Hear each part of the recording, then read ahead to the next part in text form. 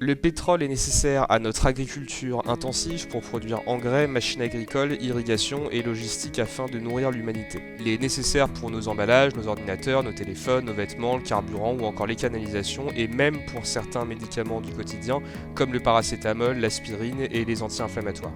Il est nécessaire même pour faire fonctionner nos énergies alternatives comme les centrales électriques, le nucléaire ou produire des éoliennes, des barrages hydroélectriques et des panneaux solaires. À cette dépendance au pétrole s'ajoute celle aux terres rares comme le phosphore, le sable ou le lithium, indispensables à l'industrie automobile, celle des télécommunications jusqu'à l'aéronautique, en passant par notre agriculture, dont 80% de la production mondiale est dépendante du phosphore pour ses engrais. Des dépendances qui ont un coût humain, la majorité des conflits du XXIe siècle ont lieu dans des zones riches en pétrole et en terres rares. Mais indépendamment des conflits internationaux pour la détention de ces ressources, l'humanité va à présent devoir faire face aux conséquences du réchauffement climatique et la transition énergétique vers les énergies renouvelables est compromise. En effet, pour maintenir un climat où la température globale ne dépasse pas les 2 degrés d'augmentation, il faudrait d'ici 2028 produire 40 fois plus d'éoliennes, 26 fois plus de panneaux photovoltaïques et 15 fois plus de serres à algues, ce qui représente en termes de ressources allouées 15 fois plus de béton, 90 fois plus d'aluminium et 50 fois plus de cuivre, de verre et de fer qu'aujourd'hui. L'humanité ne dispose pas des ressources nécessaires pour assurer ses activités tout en finançant une transition énergétique de cette ampleur. Pourtant, nous avons besoin d'énergie pour les fournitures médicales, le carburant, les livraisons de colis, retirer de l'argent à la banque, faire tourner nos usines, débarrasser nos déchets, assurer notre distribution d'eau, faire fonctionner nos hôpitaux, évacuer les eaux usées, tout. Nous avons besoin d'énergie pour tout ce qui rythme notre quotidien, comme notre nourriture. Avant de pouvoir manger un plat, il aura fallu de l'énergie pour la production d'engrais, les pesticides, les machines agricoles, le transport des aliments, la distribution, le stockage, l'emballage et la cuisine. Une chaîne dont chaque maillon demande de l'énergie et bien souvent du pétrole. La transition énergétique n'ayant pas eu lieu, si nous n'avons plus de pétrole, nous n'avons plus rien. Et quand bien même nous trouverions assez de pétrole pour les 1000 prochaines années, notre civilisation sera loin d'être sortie d'affaire puisque c'est ce même pétrole qui ravage notre environnement. Lors d'un schéma de cause à effet, lorsque l'effet renforce la cause, on appelle cela une boucle de rétroaction. C'est la base principale pour comprendre les dangers du réchauffement climatique. Par exemple, quand les émissions de dioxyde de carbone augmentent dans l'atmosphère, la température globale augmente, les forêts sèchent, causant des feux de forêt, décimant des millions d'arbres chaque année.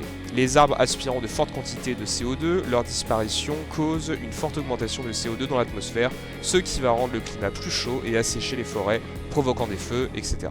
Et la problématique climat comprend une dizaine de boucles de rétroaction différentes qui s'entre-alimentent entre elles.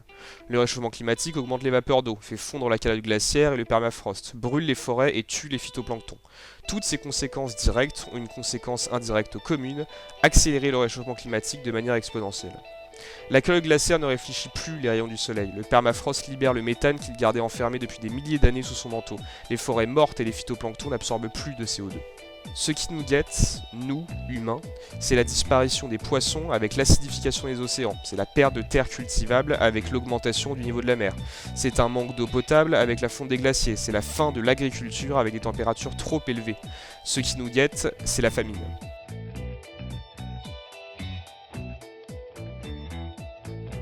En résumé, notre système est dépendant du pétrole, énergie qui détruit notre environnement, ce qui aura pour conséquence une grave famine mondiale.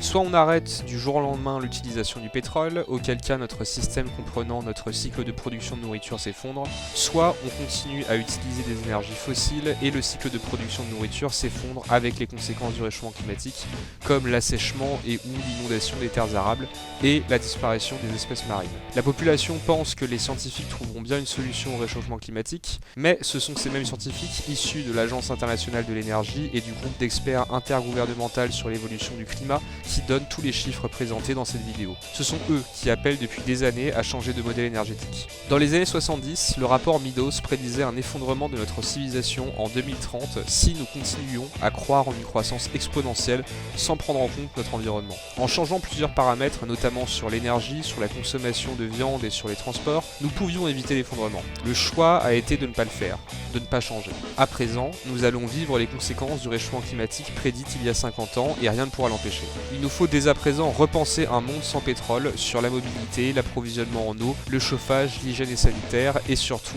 l'alimentation. Churchill disait « Entre la démocratie et la barbarie, il n'y a que 5 repas ». C'est pour éviter la barbarie que peuvent s'infliger les humains entre eux que notre priorité absolue doit se concentrer sur la sécurité alimentaire des populations.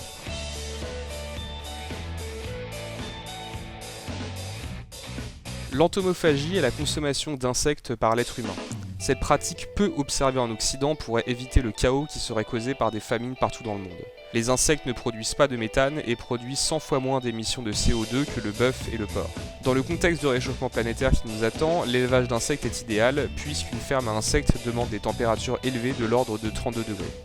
La consommation d'insectes inclut un cercle vertueux. Les insectes peuvent être nourris avec des légumes, et les excréments des insectes font un engrais fertile pour la production de légumes. Légumes et insectes sont évidemment comestibles pour l'être humain. En parallèle, les insectes peuvent servir de nourriture pour les gallinacés et d'appât pour les poissons, ce qui à terme assure la sécurité alimentaire humaine. La production d'insectes est simple et pratique.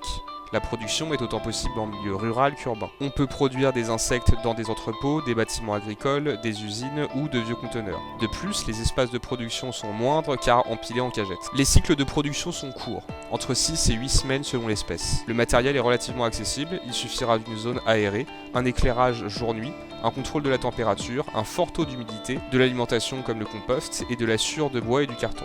Le plus compliqué est la méthode de mise à mort qui nécessite un système de déshydratation des insectes pour les rendre comestibles. Il ne faut pas attendre que nous vivions une famine pour commencer à produire des insectes. L'entomophagie répond à la fois aux questions environnementales et de sécurité alimentaire. Pour obtenir 1 kg de poulet, il aura fallu 2300 litres d'eau et 2,5 kg de protéines végétales. Pour 1 kg de porc, 3500 litres d'eau et 5 kg de protéines végétales. Pour 1 kg de bœuf, 22 000 litres d'eau et 10 kg de protéines végétales. Pour 1 kg d'insectes, il faudra 0 litre d'eau. Les insectes se contentent de l'eau présente dans la nourriture qu'ils consomment. Au pire, une éponge imbibée d'eau suffit selon l'espèce. Il faudra néanmoins 1,7 kg de protéines végétales, ce qui reste le meilleur score de cette liste. De plus, le taux de conversion des insectes en aliments, c'est-à-dire le pourcentage comestible de l'espèce, est largement supérieur au poulet, au porc et au bœuf, puisque 80% de la masse du grillon est comestible, quand poulet, porc et bœuf ne dépassent pas les 55%. Les insectes battent aussi le poulet, le porc et le bœuf sur les apports en protéines, l'impact carbone, la consommation d'énergie et l'utilisation de l'espace en mètres carrés. L'entomophagie est une réponse sérieuse et concrète aux contraintes climatiques et énergétiques qui nous attendent. Il ne faut pas attendre le dernier moment pour mettre en place une production délocalisée afin d'assurer la sécurité alimentaire de tous.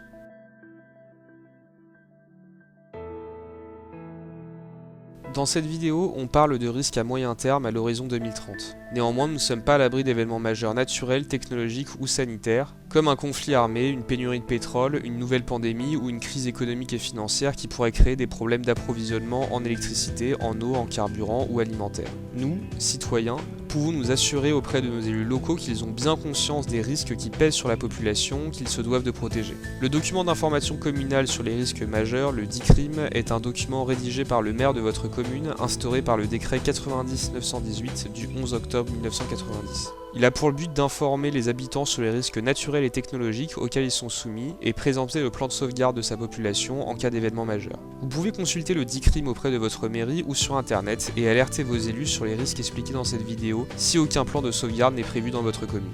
Le but n'est pas de forcer votre commune à manger des insectes du jour au lendemain, l'entomophagie n'est qu'une réponse parmi tant d'autres. Le but est de vous assurer que votre communauté est en mesure de répondre rapidement aux besoins de base comme l'alimentation, l'eau et le chauffage, dans la perspective d'un événement majeur possible à court terme et d'une situation de crise certaine à moyen terme. Cette chaîne n'a pas vocation à publier de nouvelles vidéos, le but étant de synthétiser les conséquences de notre modèle énergétique sur notre société et de présenter la solution qu'est l'entomophagie. Si cette vidéo vous parle et que vous avez des questions, j'y répondrai dans l'espace commentaire. Merci pour votre attention et portez-vous bien.